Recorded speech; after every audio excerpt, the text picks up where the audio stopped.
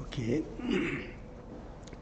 Let us pay let's pay homage to the Buddha. Let us please recite with me Namo Tassa Bhagavato 3 times. Namo Tassa Bhagavato Arahato Samma Sambuddhassa. Namo Tassa Bhagavato Arahato Samma Sambuddhassa. Namo Tassa Bhagavato Arahato Samma Sambuddhassa. I pay my homage to the worthy one, the blessed one, and the fully enlightened Samma Sambuddha. Sadhu.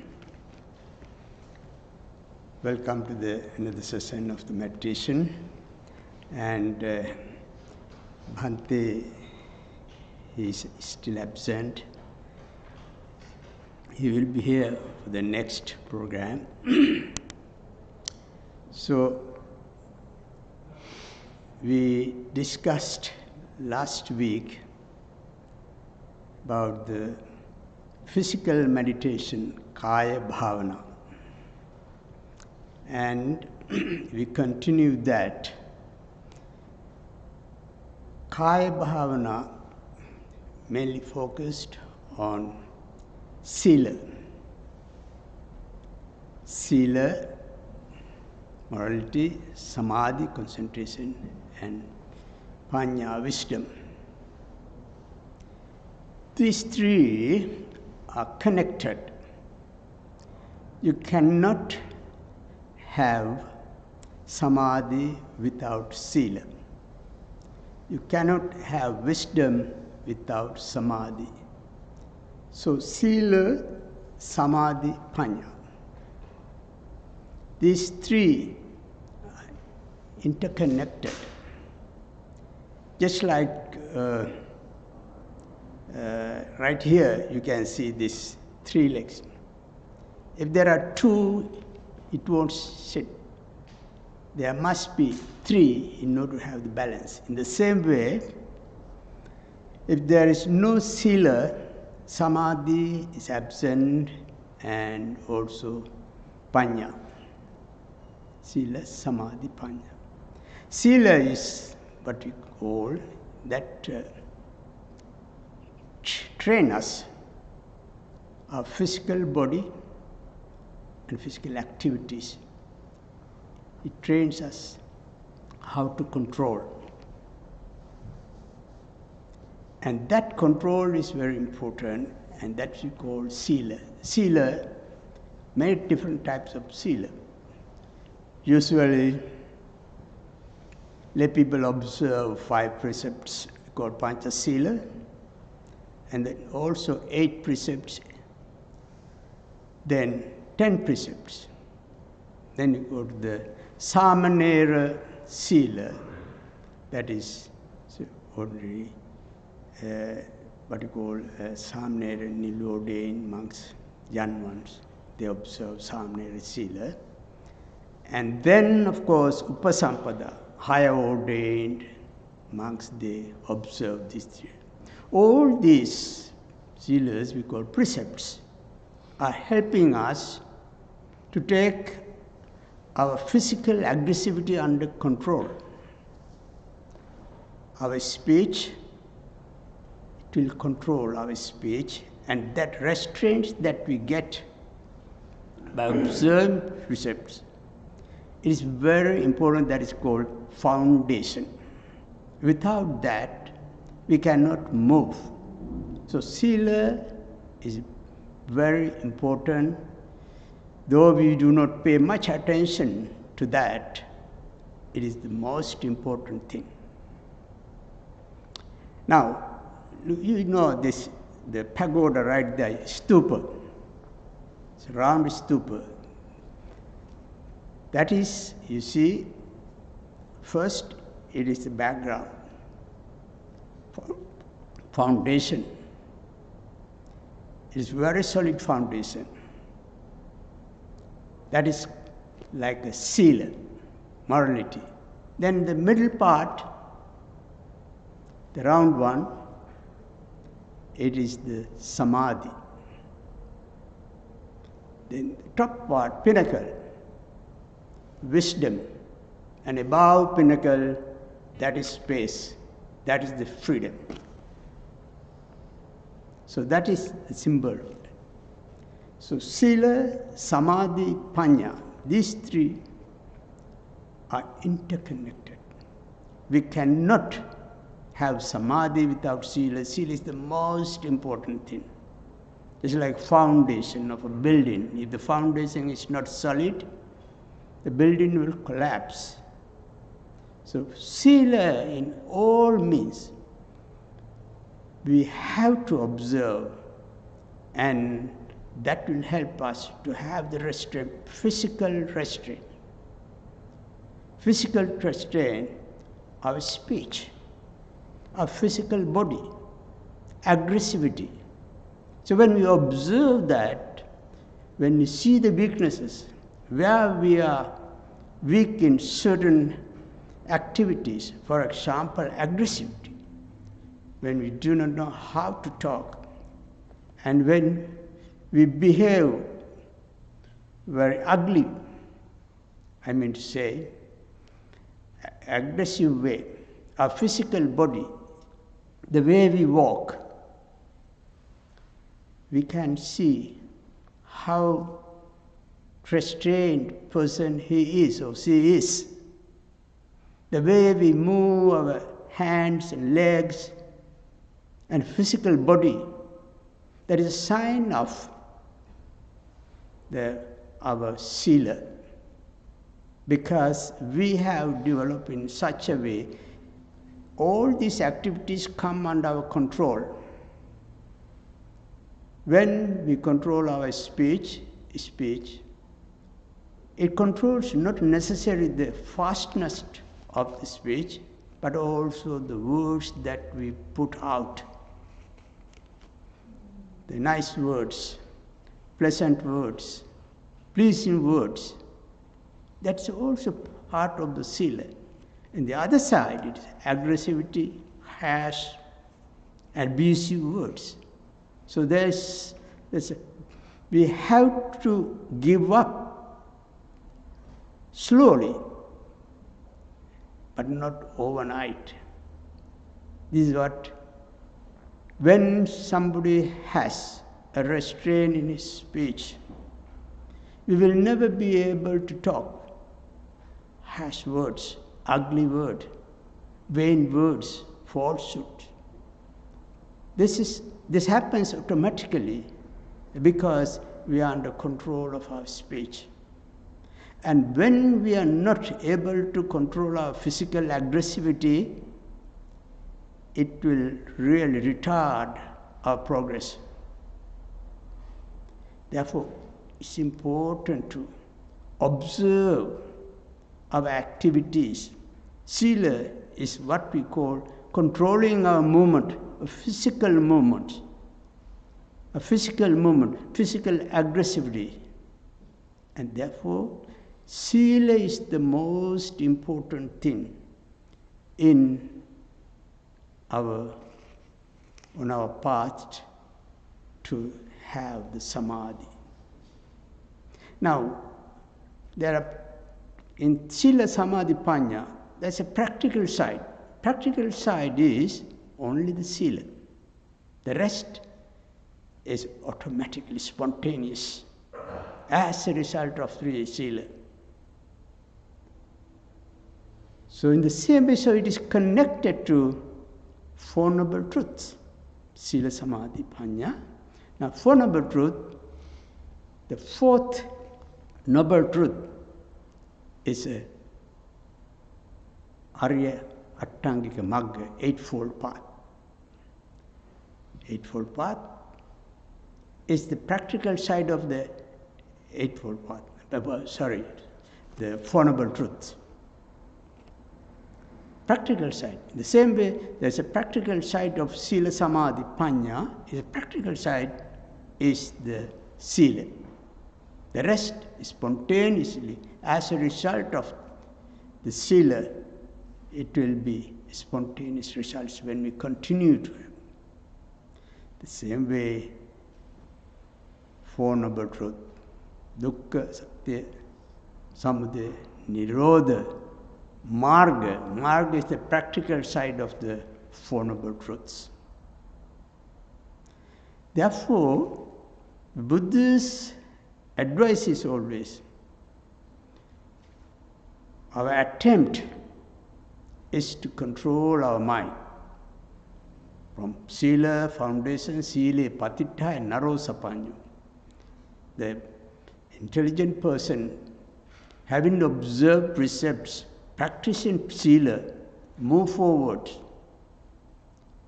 Chittam Panyancha Bhavayam. Then try to develop noble qualities. Chitta, Sila, Samadhi, Panya. In order to do that, one must go to the highest level of Sila.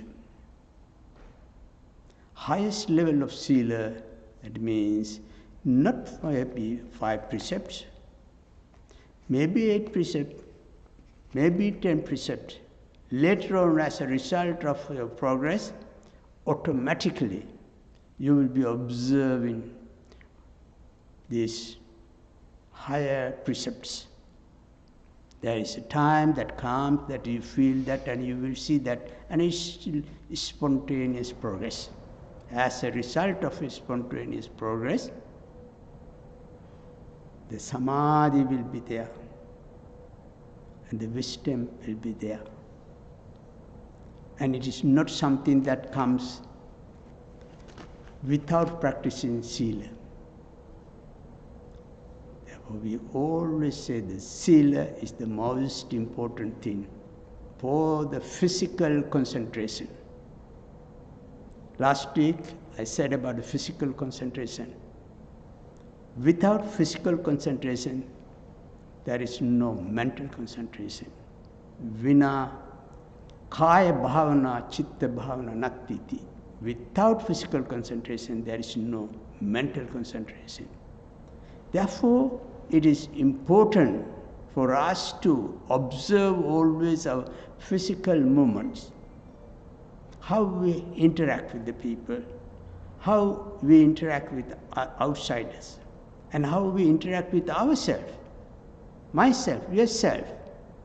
When some thoughts come, it's not necessarily physical. When thoughts come, how you will be able to handle it, how you will be able to face it, how you will be able to solve that problem.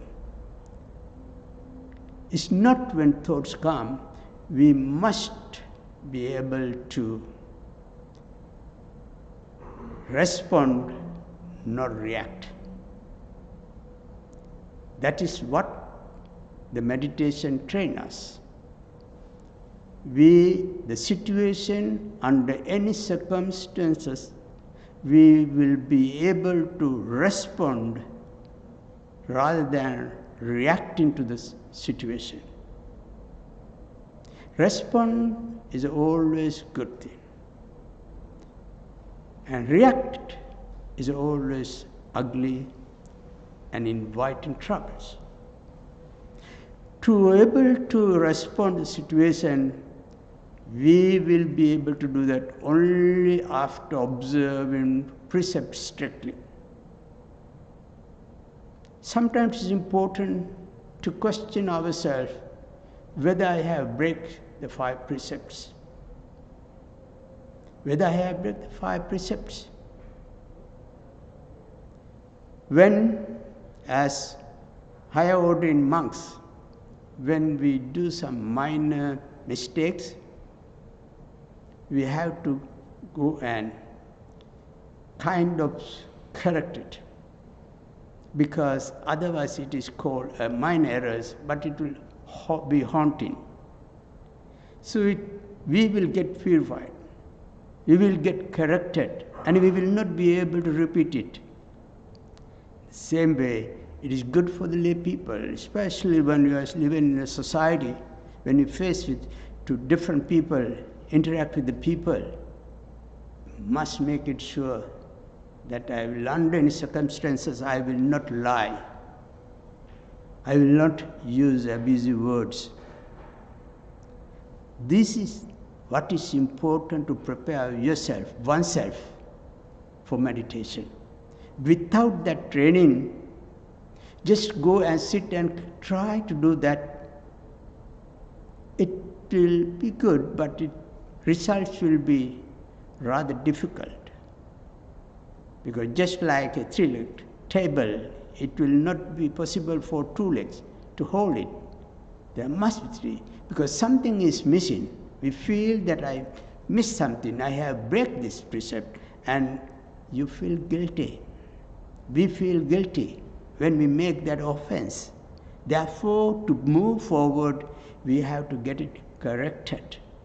To observe, to be aware of that is also a great thing. That's what most important thing is, to observe how our mind respond or react. Everything is in our mind. Therefore, the Buddha's teaching is importance given to how to handle the mind. In Dhammapada, special chapter on mind, 9 verses describe how the mind is, how we have to face the mind, and how we must take our mind under control, and how we must get our mind to follow my advice rather than I follow the directions given by my mind. This is what is important. This is what is Buddha's teaching about. When Buddha addressed, before his dispatching his disciples for spreading his words, he addressed the monks. He said, Adi Kalyana, Majja Kalyana, Pariyosana Kalyana. My teaching is good, pleasant at the beginning, in the middle, and at last. So you go and spread the word. And there, what he meant by, again it is Sila, Samadhi, Panya. To get the message across, at the beginning, the monks had a very hard time, because the society was completely different society. People at that time all were believing in a creator God. When Buddha's disciples, when they said that you are not a product of one creator, Almighty, you are responsible for that, sometimes they chase away, sometimes they curse them, sometimes even they try to slap them, going against the established norm of the society. So, therefore, as Buddha said, Adi Kalyana, Majja Kalyana. So, Adi Kalyana means the Sila. When we observe precepts to the maximum level, then we derive kind of happiness. That happiness is something that we cannot explain. When we observe our precepts, when we look at ourselves, you feel you are free from faults. But next day, if you find that you have broken one precept, you're going back. The progress is retarded. Move forward, you have to observe precepts. Observe means that, okay, from now onwards, I will not break any precept, and that will restrict vulgar attitude of your mind. Therefore, Buddha always talk, Dunnigahase laino yattakamni patino chittassa damato sadhu chittan dantan sukha vahan. The mind that goes here and there, travels anywhere,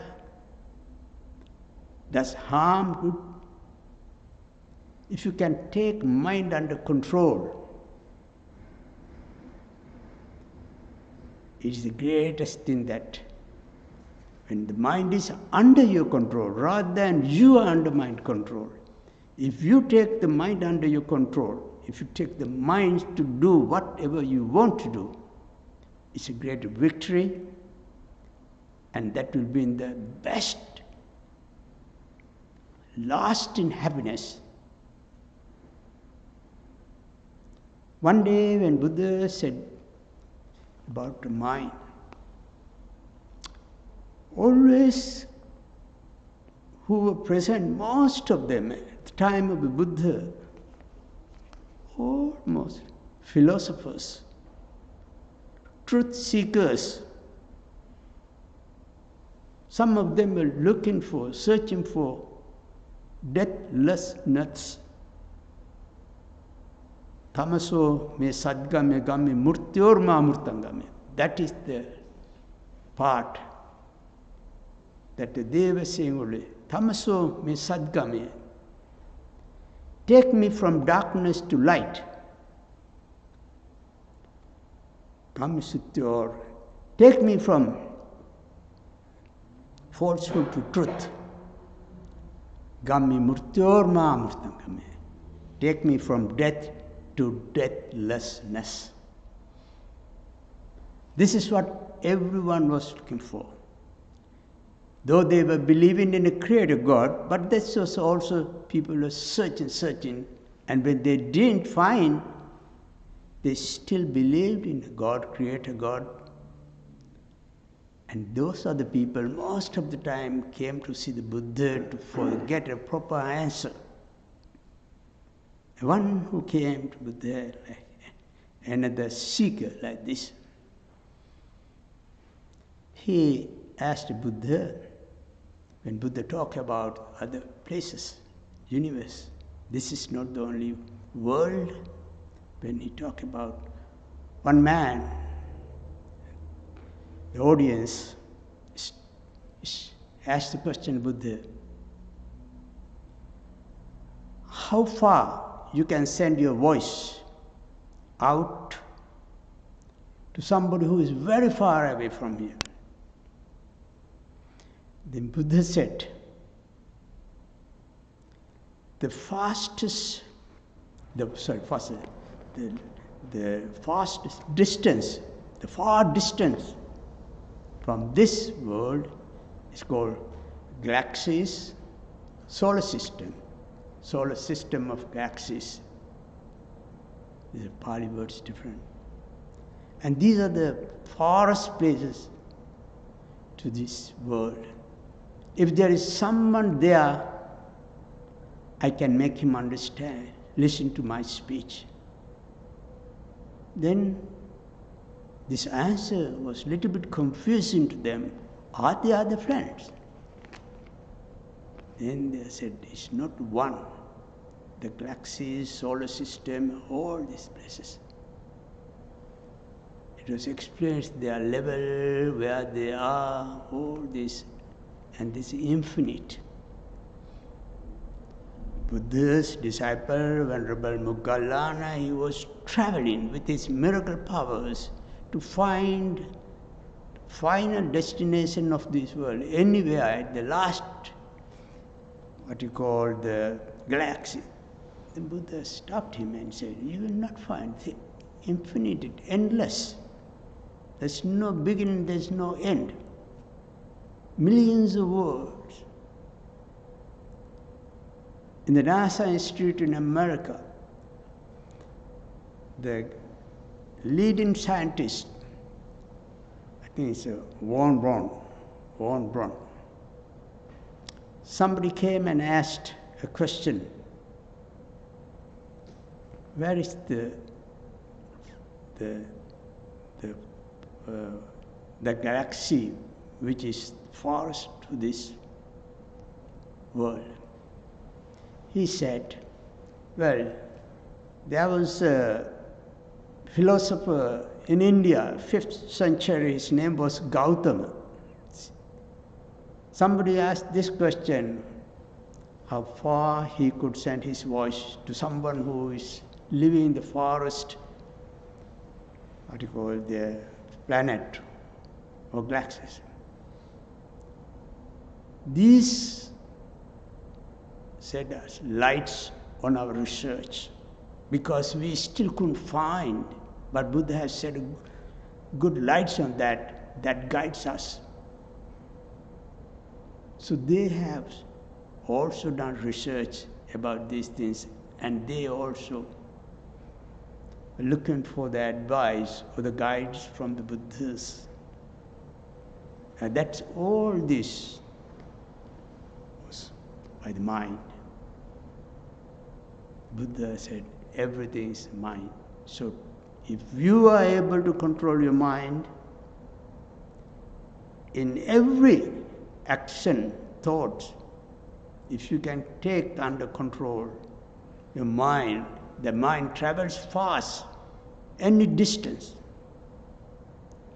any place, fastest, if you can control your mind. There you will get the vimukti, liberation. We all are trying to take control of our mind, but right now what most of us are doing is we work according to the directions given by our mind.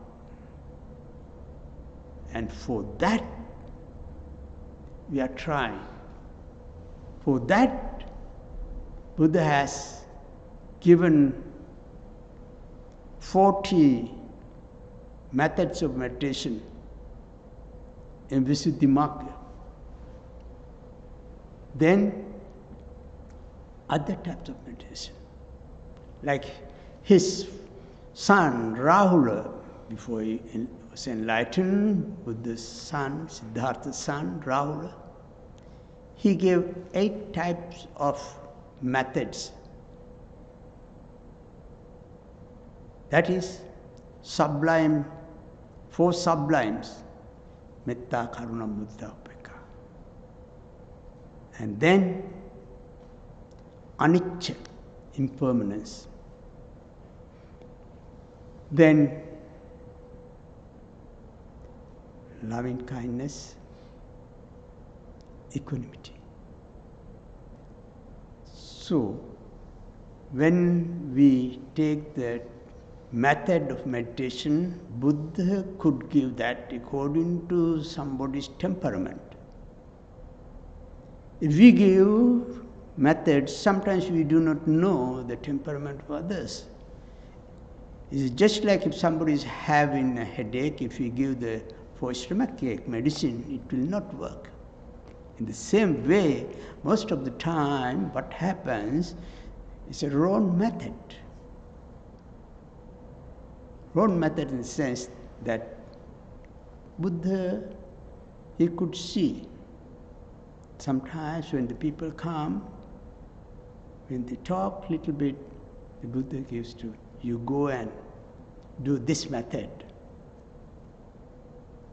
This is what happened one time, I said also last week, when one monk, he was looking at the physical body of the Buddha because it's calm, very pleasant, vibrant look of the Buddha.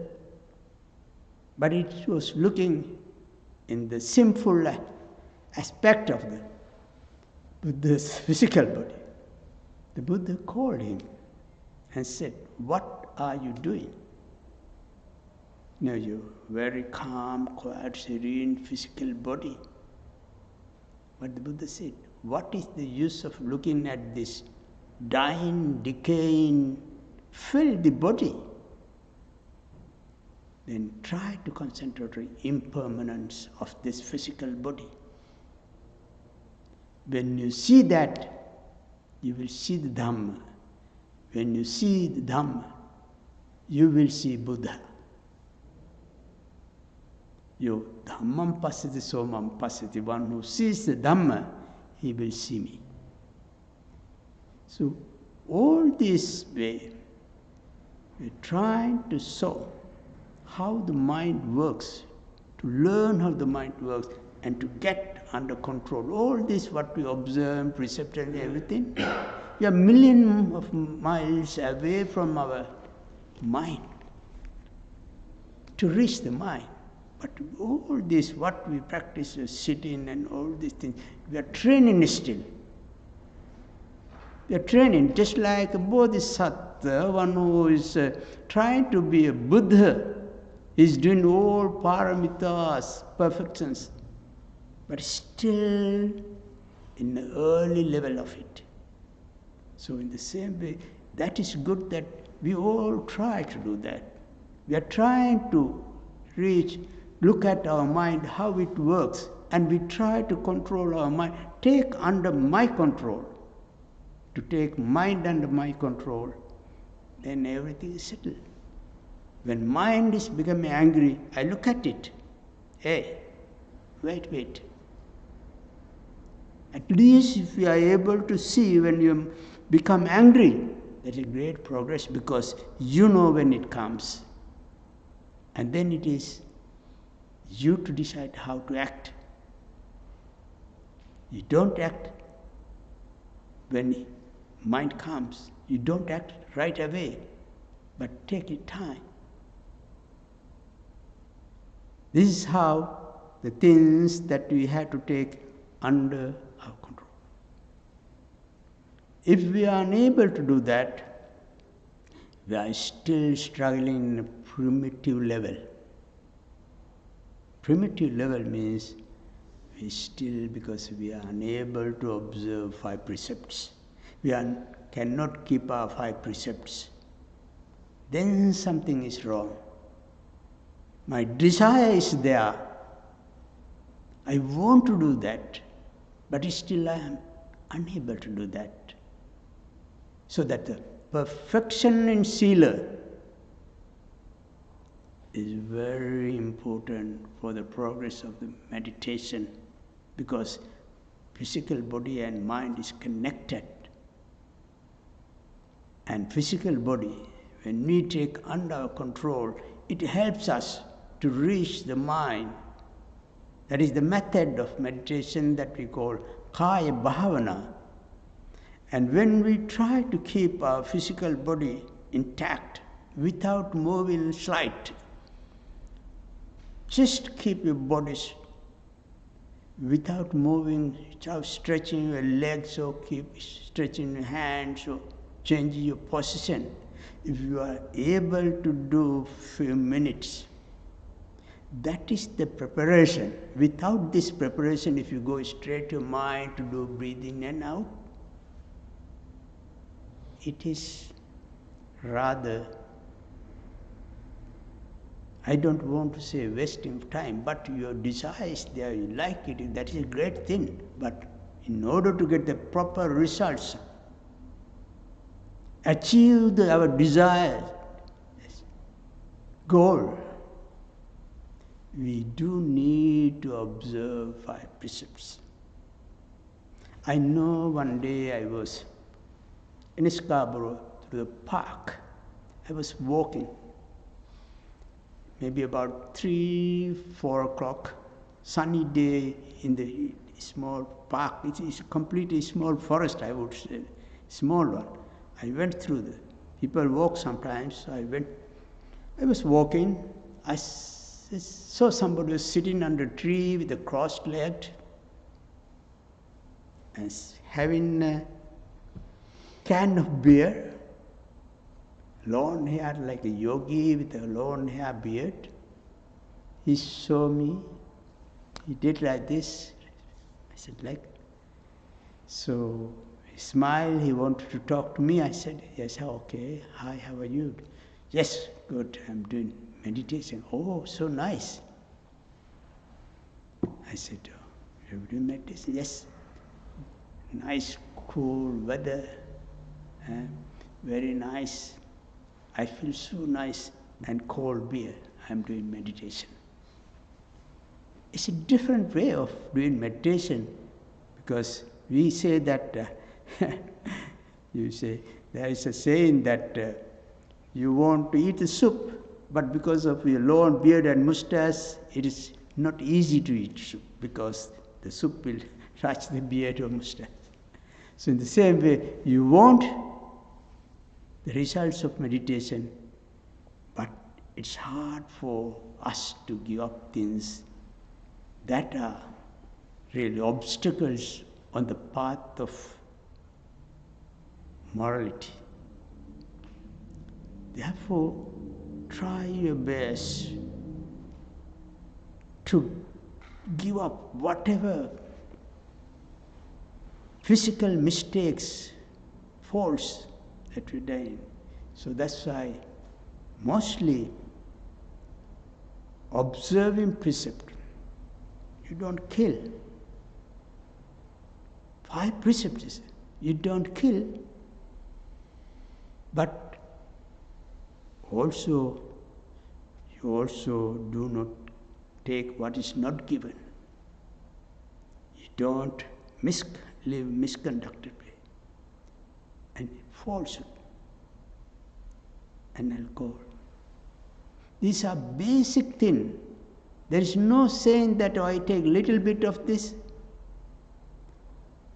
No. You have to be perfectly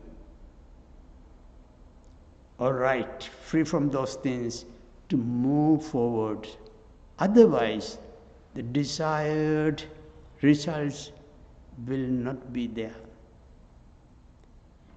So it's good to slowly come maru rajataseva toka tokam kani kani. That's what I say. Little by little, surely but slowly, gradually. You must try to be perfect in your precepts, so that it will help. Once you have that, then it will be easy to concentrate, to do meditation. It's easy. Why?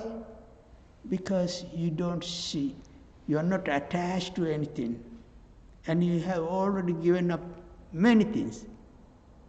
And those are the things that we expect from observing 5 precepts. By breaking all these 5 precepts, and if you try to do meditation, it will not work. It will not work. That's why sile patidhaya narosapanyo, an intelligent person, first thing, possess the sila, morality, observe precepts. The best possible way, you get rid of all these mistakes, physical mistakes, and your physical aggressivity is not there. You talk nice, and even the people around you, they will notice. He looks calm, his activity is calm, he is free from faults. When you are convinced, that's the time that you can develop meditation. By saying that, don't get wrong impression that you are wasting time in meditation. No, you're still, all these are physical training, restraint. Physical restraint. You are watching, you are observing, you are trying. But to go to the high level, we do need the perfect sila. Then we can move forward. Sila. Now, all this, when I said that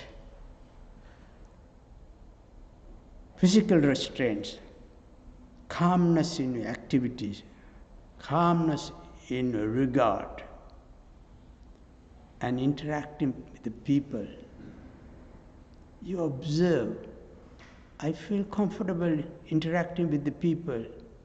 I'm not looking at others to make up stories. I don't look with bad intention at others. I don't wish others. I don't hate or curse others. I always wish others the best. To come to that level, this is a slowly but surely we have to do that. And try to concentrate on your 5 precepts. And every day, look back from the morning, whether you have uttered a falsehood, whether you have harmed anyone physically or mentally, whether you did something wrong to anybody else. This will help enormously for the spiritual progress, mental progress of that. So today, I also want to say you, that keeping your body straight, without moving your hands or legs or fingers, in a position just like the statue here. The statue will not move. It is, we don't move our physical body. We don't move fingers or try to stretch your legs. But if it is really painful, harmful, like cramp or anything comes, but with mindfully you stretch your leg. No harm to anybody, no disturbance to anybody, but stretch. But observing, I stretch my leg, but observe the pain. So keep in mind that your physical body, you are able to keep for 10 minutes without moving, a bit, without moving, just like a statue. That we call controlling your physical movements, and that's called Kaya Bhavana. Without Kaya Bhavana, you cannot go to doing Vipassana, to see things. Kaya Bhavana, when you do that, slowly you will feel kind of relax in your physical body, and you feel kind of calmness. We call it a very early stage of the samadhi, very early stage of the samadhi, and that we need to develop. Then slowly the 3rd level is the panya, but it is too early to talk about the function of the panya. But let us train our physical body. Kaya Bhavana. This is what Buddha said, Kaya Bhavana. For that we need little bit of energy and also devotion, dedication. And one young monk, he wanted to be a Buddhist monk at the early age. Parents said, first thing they said was, oh, you will not be able to after 12. This boy decided to train how to avoid meals after 12. Every day when he was eating food, little bit, reduced his amount of food. And last, he took a handful of rice. He took little by little this, and the last 5 grains of rice. To that level, He picked up 5 grains of rice. Then he trained himself for a few months. That is the Buddha says, courage. Viryavantayam modhammo. My teaching, my Dhamma is for those who have the energy, those who want to practice it. Therefore, I just try to encourage you. To encourage you is very important, and to be encouraged is also very important. And try to keep your physical body. This is called physical meditation. Without physical meditation, we cannot have mental concentration. We go first physical body, then we go to mind. So physical body concentration is very, very important. Now when you sit, please keep your hands in one place together and legs also cross-legged, the convenient way, a comfortable way that you feel. But don't move it, don't stretch it. When you stay a few minutes, 5, 6 minutes, if you feel pain at the beginning, you simply stretch it slowly, but without opening your eyes. Just observe the pain and keep on again. But stay with your physical body. Concentrate on a physical body movement and try to keep your physical body without any movement, just like a statue. We do that, okay, we do it.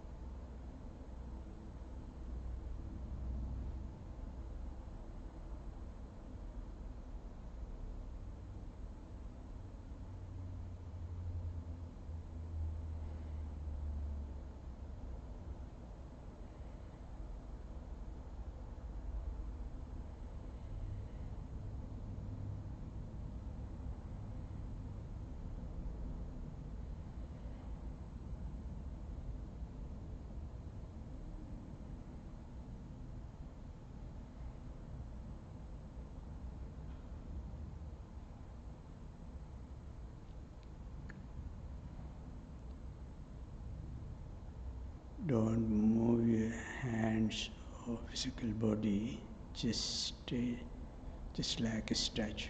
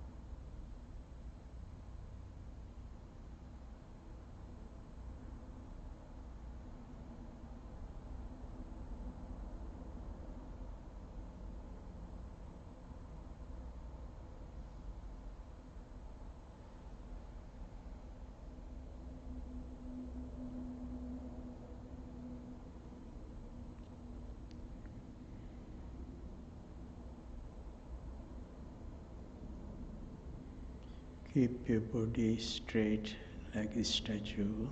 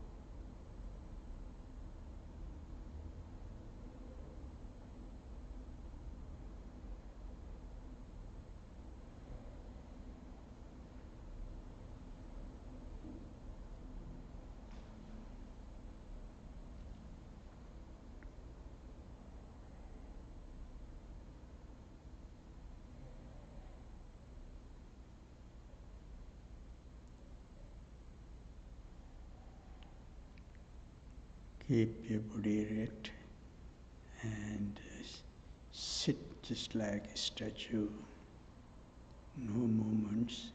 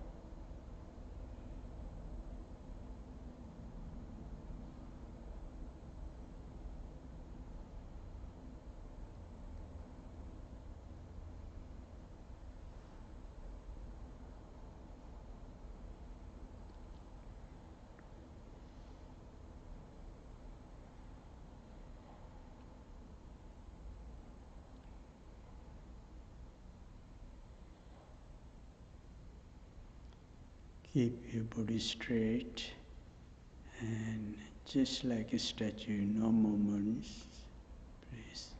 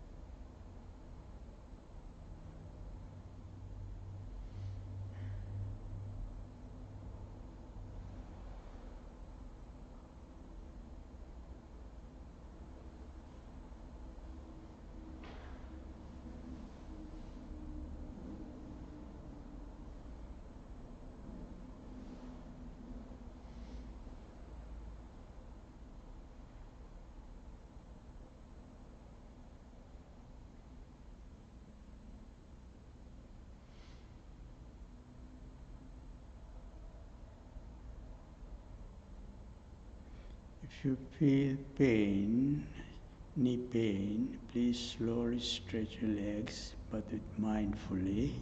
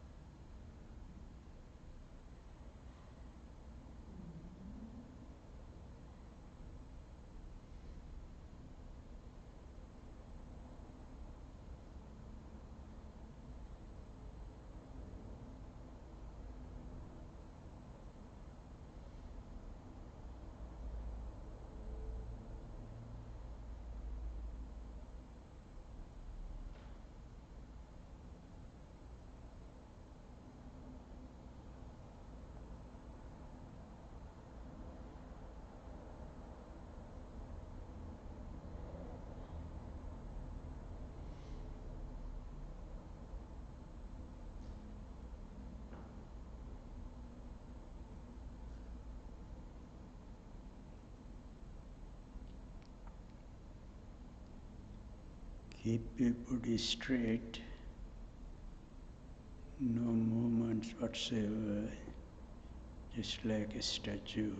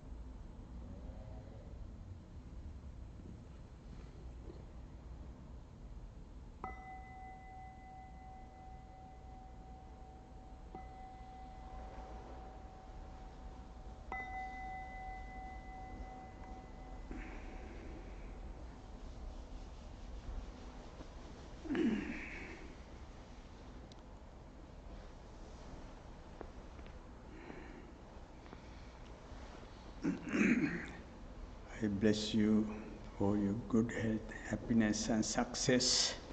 With the devotion and respect to Buddha, Dhamma, Sangha, please listen to the brief chanting. Bhavatu sabba mangalan rakhantu sabba devata sabba buddhanubhavena sada sothi bhavantu te. Bhavatu sabba mangalan rakhantu sabba devata sabba dhammanubhavena sada sothi bhavantu te. Bhavatu sabba mangalan rakhantu sabba devata sabba sanghanubhavena sada sothi bhavantu te. May you all be well and happy, sukhi hotu. Please, those who are tired, it's better not to come because you are disturbing others, and because they are coming to meditate, and therefore be careful next time. Don't be tired when you come to meditate. Thank you. Good night. See you next week.